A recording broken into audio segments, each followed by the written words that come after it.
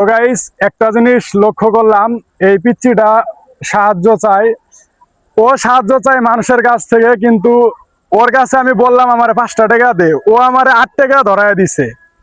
তো এরকম মন মানসিকতা মানুষের কমই পাওয়া যায়। আমি এমনি মস্কারা করে বলছিলাম যে আমার 5 টাকা দে এই পিচ্চির কাছ থেকে, ও আমার 8 টাকা দিয়ে দিছে।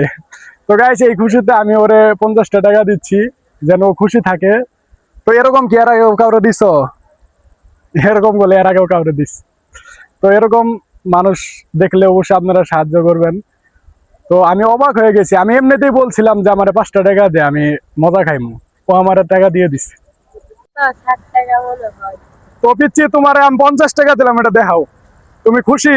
এই যে এই 50 টাকা ওরা আমি দিছি গাইস, ও অনেক খুশি।